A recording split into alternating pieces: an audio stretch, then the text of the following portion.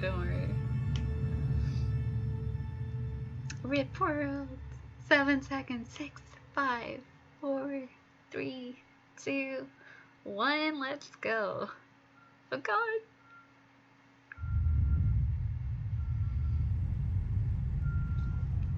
Destroying 2 elder dragons saved countless lives, but it also created a devastating magical imbalance. Unique energy spectrums from the dead dragons surged across the globe. The world's magic devolved into chaos as the unbound dragon power spread and merged into dangerous new forms. New enemies appeared to exploit the crisis. Worst of these was one of the long-absent human deities, Balthazar, god of fire and war. Balthazar disguised himself to muster an army and absorb magic to regain his lost power. His first target was a bloodstone. Then he targeted the remaining elder dragons to harvest their energy, knowing full well the impact this would have on Tyria. Yet amid the chaos of unbound magic, a new ally also rose.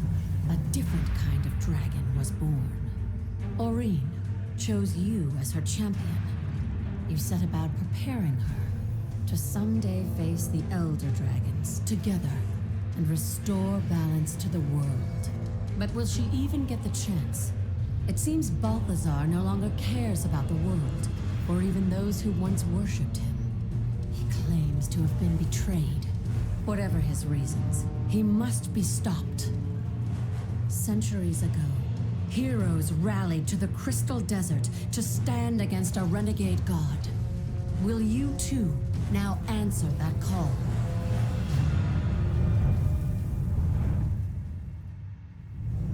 Hello everyone, and thank you for joining us today as we announce the next expansion for Guild Wars 2. Those of you who've been following us this past year know that we've been all about delivering a steady stream of quality new content. We shipped a full season of Living World, 6 episodes with 6 new open world zones, plus new fractals and raids, PvP and World vs. World updates, legendary weapons and armor, and more. Well, we're not letting up the pace. We've designed the next expansion to slot in seamlessly, starting right from where we left off in last week's season finale, and leading right to the premiere of Season 4, all with no breaks in content delivery. So today, as we announce the new expansion, keep in mind that this also kicks off another season of live content. Another cool thing about Guild Wars 2 expansions is that they're easy to get into. They don't invalidate existing rewards, they don't invalidate existing content. New players can join the game and enjoy the same content as everyone else. That's a big deal. So last time we announced an expansion, we talked about all the things we were doing to make that vision a reality. Reworking some game systems and adding new forms of character progression, things like that. But that's not what we're here to talk about today. This new expansion is all about content. At the end of the last expansion, we killed a second Elder Dragon. That victory saved the mortal races, but at a steep cost to the world. Into this chaos, a new adversary has come. We thought that the human gods had left Tyria, but one of them is walking among us, Balthazar, the god of fire and war. He's building his forces, and he seems hell-bent on killing elder dragons. If the gods really abandoned Tyria, why has one of them returned? Why did he disguise himself and absorb the power of a bloodstone? What's his plan? Today we'll reveal where we're going next with the story of Tyria. We'll travel to a long-lost land, and we'll introduce some fun new ways to play the game. Let's take a sneak peek. Oh God, here we go.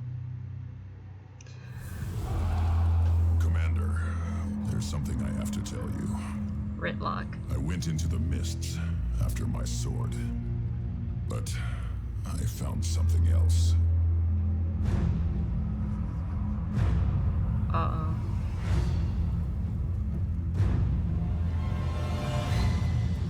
Oh my God, that's so pouring in from Ilona. If he kills an elder dragon, Tyria will never recover. Oh my God, are you joking? That is so cool.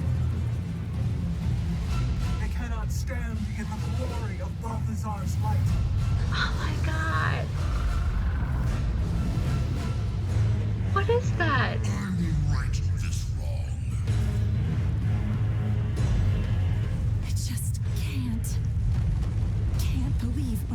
gods gave up on us.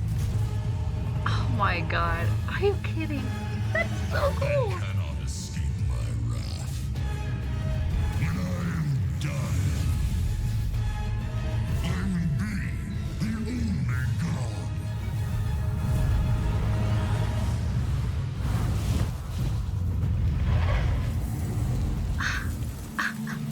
I was right, it's Path of Fire. Oh my god. The next expansion for Guild Wars 2, Path of Fire. Path of Fire continues the story right where we left off, tracking Balthazar as he hunts an Elder Dragon. We're adventuring into the Crystal Desert for the first time since the original Guild Wars. This is the same Crystal Desert where the friendly dragon Glint once lived. The same Crystal Desert where humans once went to commune with their gods. It's been cut off from the outside world for 250 years, and now it's time to return. Path of Fire contains 5 new open world zones. They're huge. These are the largest zones we've ever shipped. And because there's so much land to cover, beautiful. this is the perfect time to introduce mounts. Yes. The Raptor, the Springer, the Look Skimmer, at that, they're so and cute. the Jackal. Each mount has its own unique movement ability, and you can use these abilities to explore every nook and cranny of the desert. We're also introducing 9 new elite specializations that will evolve your profession with all new tactics and combat abilities to master. Oh my god. These are the core features of Path of Fire. We'll talk a bit about each of these today, and then we'll tell you how and when you can play all this for yourself. Yes, please. I want that. In Path of Fire, we're returning back to the Crystal Desert and to Northern Ilona. Oh my We god, wanted to these go back places to are a place that means a lot beautiful. to players and has history for the franchise, but we wanted to look at something that is now fresh. The last time we visited the Crystal Desert was in Guild Look at Wars that, Nightfall. that is That was amazing. 250 years ago, so a lot has changed in that Yeah, time. there's a rabbit as a mount. There are Yes. iconic locations and landmarks that will be very recognizable for players who are familiar with the Guild Wars franchise, but at the same time, we're building the lore and the story in such a way that if you weren't there for the beginning, it's absolutely fine. We're going to help bring you along for this ride. Oh my god, look at that. There's a crisis going on in Ilona, in an area that we have not been back to in 250 years. Path of Fire starts with reports that Balthazar has been wreaking havoc in the desert. Balthazar is the human god of war and fire. Last we had heard that the gods had kind of stepped away from Tyria. Human players have been worshiping him since Guild Wars 1. But then he shows up and he's not benevolent, right? Has his own goals and he clearly doesn't care about who gets harmed in the way. Everyone in Ilona has the exact same questions. Why are the gods walking amongst us? Does this mean the gods are coming back? We don't know what he hopes to achieve at this point, and that's what you and everyone in the region is trying to figure out. Palawa Joko has risen into power. He has brought with him an army of undead, and he has totally warped the culture that is there. The civilians believe that he is their rightful ruler. He is their rightful king. How is this region dealing Oh, with the these giants crises? again. What different powers are taking advantage of the scenario? How are they trying to solve it? And how can you as the player try to help? It's already this Oh, those are so volatile mix cute. of different forces in the region. One of the first factions you're going to encounter are the Forged, Balthazar's army. Living armor created only to serve Balthazar. They're ruthless and they're just dedicated to achieving his goals. That is insane. Another faction that you're going to be seeing is the Awakened, the army of the ruler of the land, Palawa Joko. Undead forces, they still have some remnants of These guys memories. look They're sentient, idiots. but they will do anything for their master.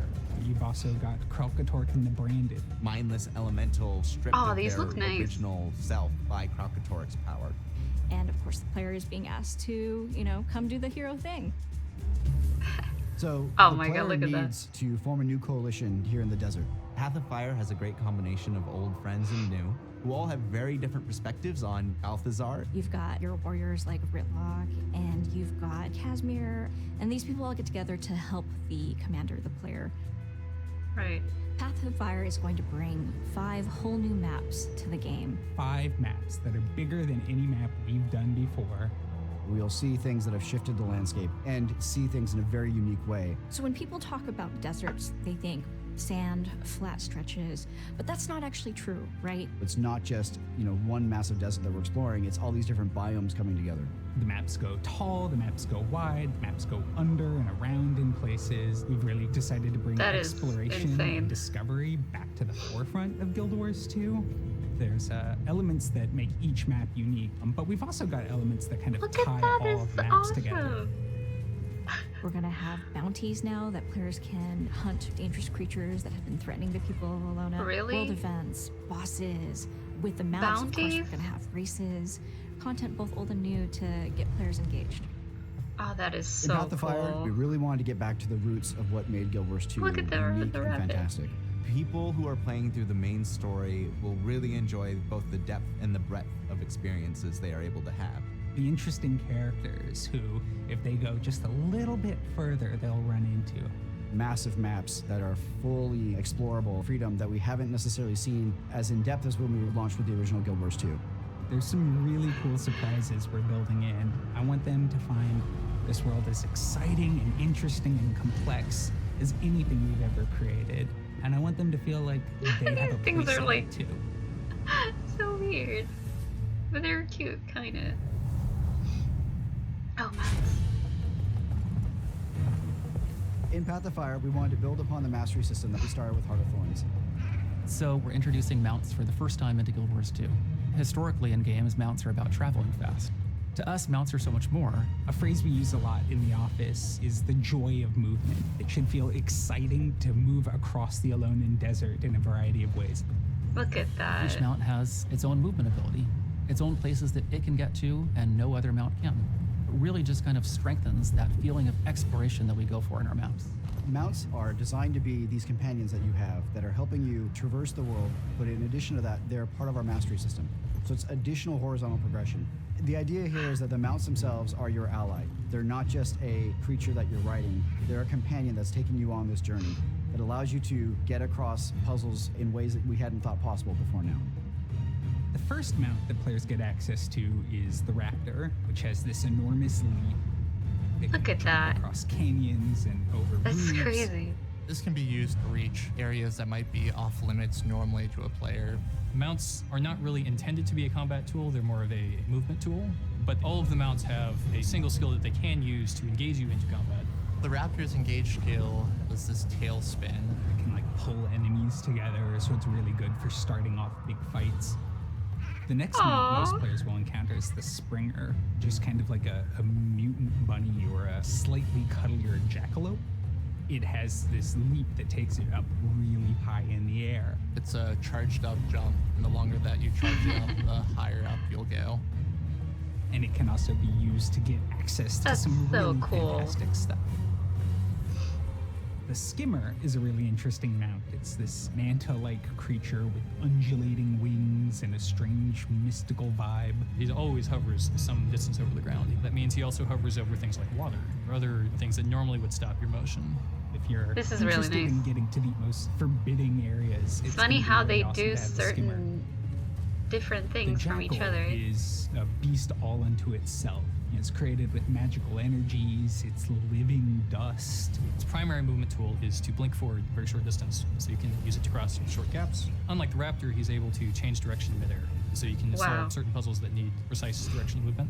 I think there'll be some really interesting things for players to do. Each mount is a tool. When you come to a space, there's different ways to get through the same places, different ways to approach. There's something really fun just about being in the Crystal Desert, moving in this way. I want all of And them. that just opens up the possibility of building places that aren't like anything players have seen in Guild Wars before. I think they're all cool, honestly. They're all awesome.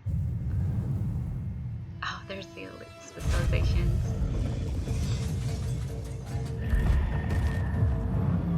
With Path of Fire, we're offering 9 new elite specializations, 1 for each of the classes. And the idea behind the specialization, it's another way to customize your playstyle. In a lot of ways, that gets back to what Guild Wars has been about from the beginning. Character progression doesn't just mean getting better, getting more powerful.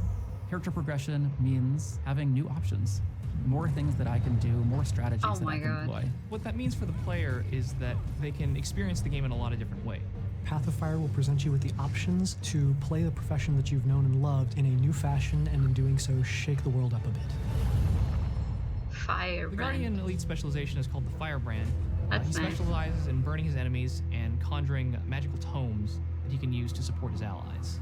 They're the book nerd gone mad. They've got access to all these secret histories and these tomes that give them access to new skills really quickly. It's going to be giving up instant support for allies in favor of casted support. The benefits of Guardians taking the Firebrand are that you're going to have a lot more focused support available to you. The weapon that they're wielding is the axe, a very offensive, up close and personal means of eradicating the enemy. You've been entrusted with these secrets, and you have to protect them with your life. That's nice. I like that. One of the most interesting Tips on the changes is raptor. the Necromancer, who gets the Scourge specialization. They're rejecting Scourge. Palawa Joko and finding this kind of alternate approach to necromancy in the desert. So they're there to help protect the souls that Joko's trying to take control over. What the Whoa. Necromancer is going to do is he's going to give up his Death Shroud, and instead he's going to place his life force onto the Earth and protect allies from those locations. He gets a lot more battlefield control and movement options that the regular Necromancer would not have. The Scourge gets This looks the nice. torch as an offhand weapon, protecting their allies with it, and lighting the way to, well, damnation for their enemies. Deadeye. The new elite specialization for the Thief is the Deadeye. They run The with the rifle. rifle. Yeah. The rifle gives them a lot more range. It lets them tackle certain problems from a distance that normally they'd have to face up front. They form a contract to take out a particular individual, and then they execute on that. The Deadeye would have me terrified, you know, that there's someone out there stalking me, waiting for me to make a mistake so they can take me down. They're mercenaries, they're assassins, they're trained hunters. Great to have on your side. Don't get them upset. The Mesmer specialization, the Mirage, focuses on being a very deceptive combatant in close melee range. They blend into basically whatever their surroundings are, camouflaging themselves so that you can't see them. And while they're doing this, they can Camouflage? strike at you from multiple directions. Hey, John. The other what's interesting thing up? about the Mirage is that it has a different dodge mechanic. They have a blur effect that allows attacks to pass through them rather than them moving out of the way. It's of the axe too, right? idea For that the there are folks Mesmer. who now can manipulate the desert itself to kind of provide power to their illusions and phantasms. I think it's a really cool direction for the Mesmer to step in. Oh, those look nice. Spellbreaker. So the warrior specialization is called The the warrior. Spellbreaker. And I guess as the name implies, it's a warrior who kind of specializes in fighting magic users. These folks were Whoa. members of the Sunspear Order, chosen guardians of Ilona. When their order was smashed, they picked up That looks so stopping cool. powerful wizards was the best way to protect people. They wield daggers, and they have become so ridiculously focused at perceiving magic that now they're able to actually cut magic That off of looks their foes. insane. Those So they've skills got are. these incredibly powerful What? retaliatory abilities. They've got the ability to just stop skills from working in an area or strip the enemy's I really like the bones. shield thing. You don't just challenge your enemy where they're weak, you challenge them where they're strong, and you make them back down.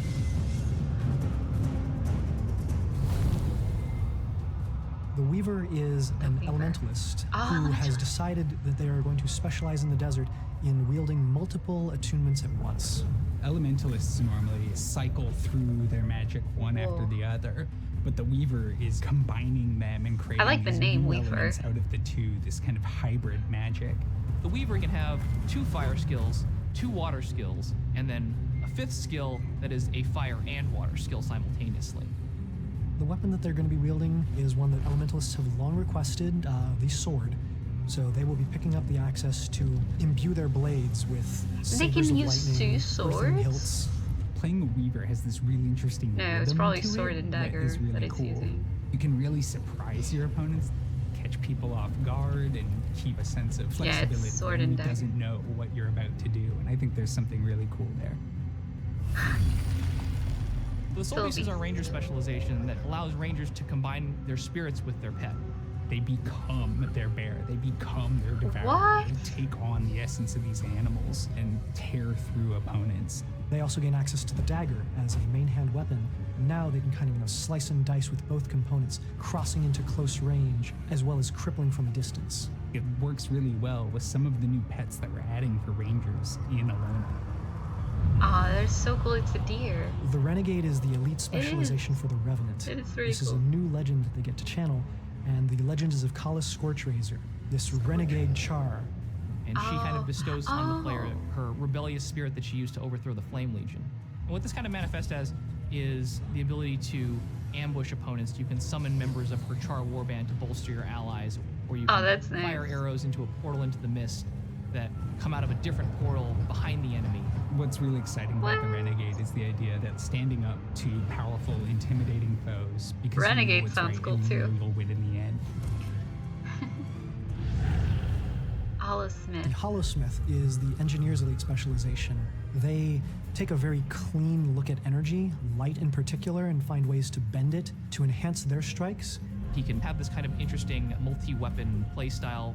You can do an attack where you pull out a holographic hammer and you hit him with the hammer, and then you can pull out some holographic guns and you shoot them with the guns. That In the looks really process, cool too. they build up heat within themselves. If they stay too long in this kind of heated mode, they will eventually explode. The idea of bending light to be your weapon, I think, is really cool. Wow. Elite specializations are a really fun way for us to explore different ways to play the same character. They push the bounds of what they've done before. You get to choose how your character exists, in Probably the world, one what boss they do, in the how map. they do it, and these elite specializations allow you another step in customizing the character to meet that end. I really like the names of this And that is specialization. Path of Fire. It's a rich experience that will take you to the sands of the Crystal Desert, pit you against new foes, and change the way you fight and explore the world. An epic story, 5 immense new open world zones, mounts that allow you to move through Tyria in all new ways, and 9 new elite specializations. Plus, a brand new guild hall to unlock and call home. Nice. You can buy Path of Fire as a standalone expansion. You don't need to already own the base game or Heart of Thorns. And we're also offering a bundle deal with both expansions. Everything you need to know is at guildwars2.com. The final question is always, when can I play? Yes. Well, I have some good news. We'll be running a preview experience event next weekend. What? It's open to everyone. Even if you're not already a Guild Wars 2 player, just create a free account today to get ready for it. And after the preview Nice. event, you don't have long to wait. The gates to the Crystal Desert open in less than 2 months. 2 months. Path of Fire launches September 22nd. Yes. We truly couldn't be more excited to share with you what we've been creating with Path of Fire. As always, it's you, the fans, who make all this possible. Thanks again for your support and for being an integral part of Guild Wars 2. We'll see you in the Crystal Desert. Yay. Sweet. Yes. Oh my god, so cool. Right? That is awesome. Oh my god.